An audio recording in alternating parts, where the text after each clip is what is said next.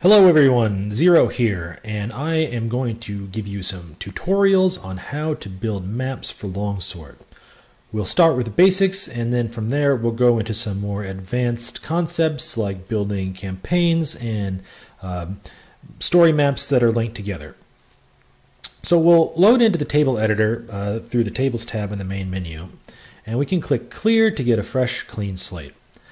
Now, the basic panels and the tools that you have at your disposal are here on the upper left. You have tiles, props, decorations, and then you have tables, FX, and game. And we'll explain each of these in turn. The tiles tab is really straightforward, and it lets you put down tiles of different types. So like the stone tile, I can just select the tile type and start dragging out on the table. If I want to build up a stack of them, I need only just click like that. And if you want to make a like a platform, you can just click and drag like so. Okay, and you can fill it up. So now look how we've made just a little bridge like that. There are some advanced tile types like water. Water will automatically flow if you let it. So look, as I place the water up here, it flows over the sides. And it's something to know about water is that it takes extra movement points to move through water, and if you need to know the special properties of a tile, down here in the Notes panel of the Tiles tab, it'll show you if there's anything special to know about the tile.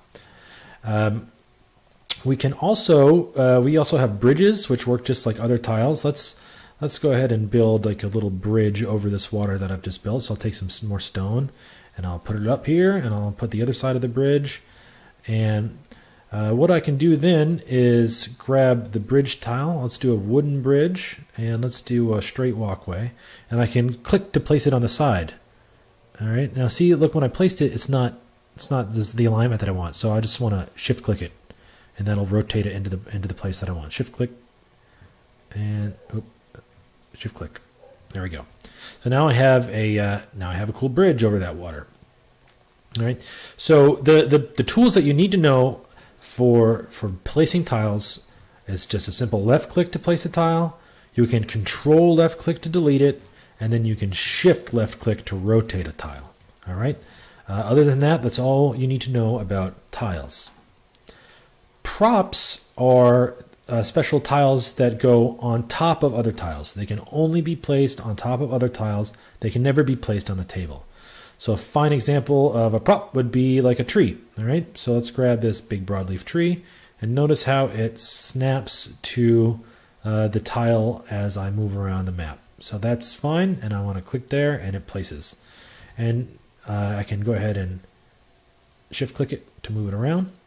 And when I do that, it opens up this panel. If I really want to know, if I want to set some special details, we'll get there in a minute. The thing to know about props is that when you place them on top of a tile, no unit can ever move into that tile, and it will also block shots. So if like there's an archer trying to shoot through this tree, it won't be able to. It'll have its line of sight blocked by the tree. Okay. Props for the most part don't have any special properties. There's no gameplay properties except for the fact that they block block movement. Fences are cool. You can build some fences. I have some fence piece here. And if you want to rotate a prop before you place it, you can press the Z and the X keys. All right, so you can like build a fence like this. And then I have some different like corner pieces that will help you build build fences like you want them to. And fences are neat because the unit will kind of like, it'll take an extra AP to hop over the fence. So these have some gameplay properties, I don't have any official built-in maps that use fences, but you can use these in your own maps. All right, so that's props. All right, the basic things you need to know with props is that they take up a tile and then they block line of sight. Decor, on the other hand, does not take up a tile, and generally, I want you to place decor on tables, like directly on the tabletop, or in places that you know the player won't reach. Right, so this is meant to sort of frame the map. All right, these decor tiles, they're like these big rocks that you can use to like build sort of a diorama out of your scene. Okay, and you got to be careful with the pathing. You don't want to cover up tiles that players can move to with these decors. All right, because they have no gameplay properties. You can shoot through them, you can walk through them. They're only meant as decorations, but they're good little decorations. So let's say I want to go down here and I want to put like some little ferns around the water's edge. Well, that means, you know, now I can place them anywhere I want. If I want to put this like water lily. All right, so it doesn't like take up any space. So I can put them as close together as I want. They're not like props, but again, they have no actual gameplay effect. They just look pretty. You can put a torch down, maybe put down these like wood pieces to kind of like put some detritus. All right, so that's how you do decor. Now the table lets you change actually the shape of the table, the lighting rig on the table, and the skybox. So let's say I wanted to change this to a golden hour. So I changed like the lighting rig. Maybe I should change the skybox. Right. So now I have a skybox here, and I changed the lighting rig to reflect that skybox. Right. And then if I wanted to actually change the table, I could go to like a dirt table or something like that, or dark wood.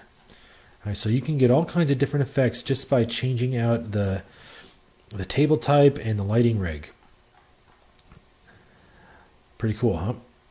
Now, the FX tab lets us gussy up the scene with visual and audio effects.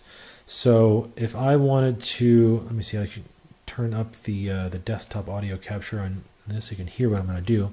If I wanted to grab like an audio effects, like some music, what I could do is I could go down here to the music tab. I could pick one of my playlists, like mystery. And look, this I can just place this anywhere. I like to just place these down on the side here, the playlist. All right, and that just that has no gameplay effect. That yellow ball will disappear. Look, when I control click to disappear, to click it away, it kills the music. All right, so this is a playlist, and it's just meant to set the music for the map. Now, if I want to add a specific sound effect here, I might want to do a spot as a sound effect, like a waterfall. So I can click that. And look, now I placed it there. And look, as I move the camera in and out, you know, it's a locational effect. Maybe some crickets over here. Right? So now we're getting there as far as sound effects go. Maybe an owl up in this tree. All right. If I wanted to do some particle effects, something like, oh, we can make it rain. All right, just if I wanted to turn the rain off, I just click that. Well, let's go ahead. Let's do some rain. What if I wanted to do a little spooky fog or some lights? Let's go down here to the lights. I could click point light, and I get this. The lights will stick to the side of things, so you can kind of put them where you want them to do. And you also can like change the intensity, so you have the super bright light if you want, and you could change the color. All right, so that's pretty cool. Maybe underneath this waterfall, I'll sneak in there and we'll put a really like bright red light here. Let's crank the intensity up and go super red. Yeah, it's kind of nutso, but maybe I'll get rid of that. Okay, is that it? Yeah. Let's go back in here. I want it under the waterfall.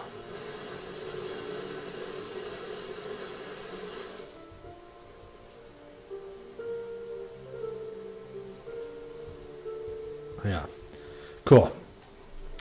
So now the final tab is the game tab, and this is where you set things up for, depending on the type of the map, you can put different types of units down, or let's just have a look and I'll show you. The first thing you need to know is the camera. So the camera, etc. tab lets you set the position of player 1's camera and player 2 camera at the beginning of the map. I'm going to turn the volume down on my game here. All right. So I'm going to go over here. I just position my camera where I want it to be, and I just hit set. All right. So now look, when I test the map, it moves the camera right into where I'd set the camera position. All right. So that's really important for just helping you tell a story about what's going on here. So we're done testing. And this will be, let's call it a story battle. Okay. So in a story battle, we need a few things. We need to put some deploy tiles down. All right, so deploy tile is where in the world can you place your friendly units. All right, so let's start all our friendly units here. All right, this is just for the story battle. All right, note that there are 3 tabs. There's the skirmish tab, the overworld tab, and the story battle. Since we're making a story battle map, I'm in the story battle tab, and I'm placing deploy zones. Now, I want to put some enemy units down too. So who am I going to fight? Let's put just a few guys over here, and I can go in once I've placed those and click them to pick what enemy unit I'll be facing. Let's do a wizard and a knight. And let's do a man-at-arms, or I'm just going to pick some random stuff here. Okay. So now I've selected my enemy units. Let's do, there we go. All right, so now I've got my enemy units all set up. And now I want to do what happens when we win. Well, this is just a special prop type. You put it on a tile, but it doesn't really matter because this will disappear at the beginning of the game. So you just click here to place it, and I'm going to put a battle outcome lose, click there to place it, and now I can click these to edit them. So when I win, I really just wanted to say, you win, and great work. All right, so that's the message I get if I win. If I lose, this is the message I get here. You lose. And the message is, you suck. Okay, the other thing you can do here is you can give the player rewards. Right? So if you have a multi-map campaign, you can pick the rewards here. I'm going to do a separate video. We'll come back to this map and talk about linking story maps with overworld maps. So I'll come back and we'll work on this again later. For now, I just want to show you this whole process of building only a story map. Okay? So I've set up the enemy units, I've set up my player deploy positions, I've set the outcomes for this map, and I've made my little story here. So now maybe let's go save it. Let's call it Dan's map, and I'm going to save it. And now I pick the type of map it is. Well, it's not a skirmish map. You can see I don't meet any of the requirements here, but the story battle. So look, I have all these map requirements, and I've met them all. It's ready to be saved as a valid map. Save it. Okay, so the last thing we need to do is set up the parameters of this campaign. All right, so what that means is we have to give some welcome text, right? So when you first come into this map, what are we doing here? Is there like some story that we want to tell? And we also have to tell Longsword what cards to give the player when they arrive at this map. So to do that, on the Game tab, we go down to Campaign Setup, click that button. We can do the welcome text, and I can do welcome and ready to fight. All right, and then we can just pick some units that we can give to the player, and that will be their starting army. Okay, so I'll click done. That's my army, and now I'm going to resave it again. Go up to story battle. All my requirements are still met, so I'll save it. And now the final step before we can upload this to the workshop or play it ourselves is to package it into a campaign. So I click the campaign button, new campaign, give it a name. I'll call it Dan's Tutorial Campaign, which we made this on stream, or let's see, we made this campaign for the tutorial. And now I need to select the starting map, right? So I made Dan's map. That's the first map in this campaign. And now we're ready. Save it. Okay. Now it's done. All right, so now we have a campaign. It's only got one map in it, but I'm going to click done. And now let's exit out to the main menu and try it from the top. Okay. So let's go all the way out. So he was online, so people are playing. And now I can go down here to my solo adventures, Dan's Tutorial Campaign, click the launch button. All right. So there's our welcome message, ready to fight. Fight! There's the bad guys that I picked out earlier, and here's my cards in my army. All right, so I can now drop them down. Give my. All right. Cool, right? So in a short period of time, we've made ourselves this really neat battle map, and that covers the basics of map design. So I will make another video right now that will cover some more advanced concepts about linking this map to another map and to an overworld map. So we'll end this video. If you have any questions, please leave a comment here and I'll be happy to answer them. And we'll be back with a new video on advanced features soon.